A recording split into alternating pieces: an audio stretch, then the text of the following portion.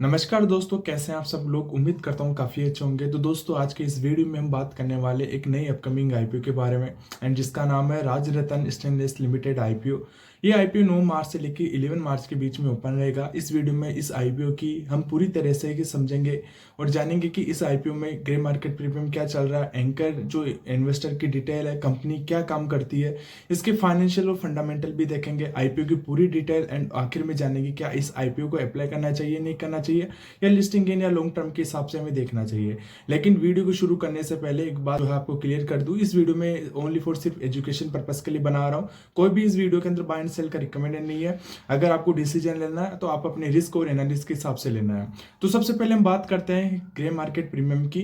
तो अभी के समय में इस आईपीओ का जो है जीएमपी लगभग 1% के आसपास चल रहा है, यानी लगभग ₹2 प्रति शेयर का प्रीमियम बताया जा रहा है। मतलब साहब है कि अभी जो ग्रे मार्केट के अंदर इसकी डिमांड जो है बहुत ज्यादा नहीं देखने को मिल रही है।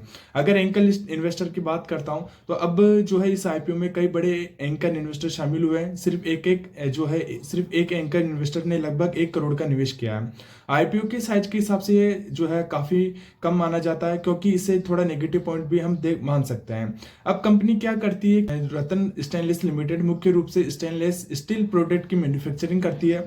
स्टेनलेस स्टील बनाने के लिए लोहे और अन्य मेटल्स को मिलाकर एक मेटल जो है तैयार किया जाता है, जो ज्यादा टिकाऊ होता है, कम रिएक्टिव होता है और जंग जल्दी नहीं पकड़ता। इसी वजह से स्टील का इस्तेमाल कई इंडस्ट्रीज में होता है, जैसे ऑटोमोबाइल, इंजीनियरिंग, ऑयल और गैस और एरोस्पेस में।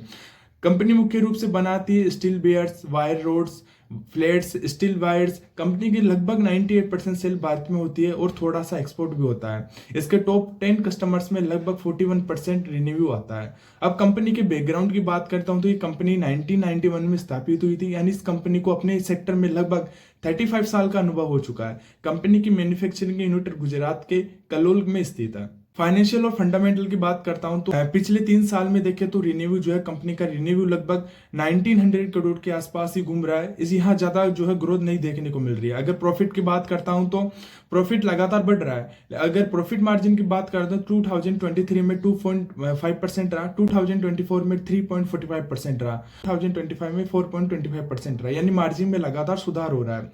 अब डिबेट की बात करता हूं तो कंपनी के ऊपर लगभग 86 करोड़ का कर्ज है, लेकिन अच्छी बात यह भी आईपीओ से जो पैसा आएगा वो अपने कर्ज जो चुकाने के लिए और जो है कि नई अपनी इंडस्ट्री को बढ़ाने के लिए करेगी। आईपीओ के बाद कंपनी लगभग डिबेट फ्री हो जा सकती है। अब वैल्यूएशन की बात करता हूं तो इस आईपीओ का पी रेशियो लगभग 21 जो है निकल कर आता है। अगर सेक्टर की दूसरी कंपनी से तुलना करें तो यह फेयर वैल्यूएशन माना जा सकता है। मतलब ये आईपीओ ज्यादा महंगा भी नहीं लग रहा है हमें।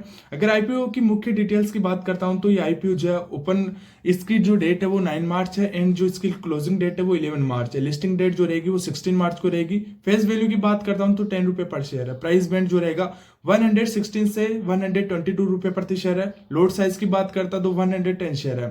टोटल इश्यू साइज लगभग 255 करोड़ है, जिसमें से फ्रेश इशू 178 करोड़ है और ऑफर फॉर सेल के अंदर 76 करोड़ है।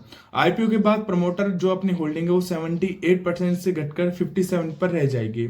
अब बात करें जो भी कि इस आईपीओ में अप्लाई करना चाहिए, नहीं करना चाहिए। अगर आप लिस्टिंग एंड के हिसाब से देख रहे हैं तो हम जो है 4 पैरामीटर देख रहे हैं: GMP, anchor, investor, valuation, subscription. GMP जो है कमजोर है, एंकर कमजोर है और वैल्यूएशन ठीक है, इसलिए फिलहाल इसे रिस्क टू नेचुरल कहा जा सकता है। लॉन्ग टर्म व्यू के हिसाब से देखें तो पॉजिटिव है, वैल्यूएशन ठीक है। आईपीओ के बाद डिबेट कम होगा, आरओई और आरओसी अच्छे हैं, 35 साल का अनुभव है। और नेगेटिव पॉइंट की बात करता हूं तो रिन्यू में ग्रोथ ज्यादा नहीं है और कंपनी स्मॉल कैप के अंदर है, इसलिए इसमें थोड़ा रिस्क जो है हमें ज्यादा देखने को मिल रहा है। अब फाइनली ओवरऑल कंक्लूजन निकालता हूं तो, लेकिन अभी जीएमपी कम है और एंकर इन्वेस्टर भी कम है, इसलिए थोड़ा डिमांड आने का इंतजार करना ही बेहतर रहेगा।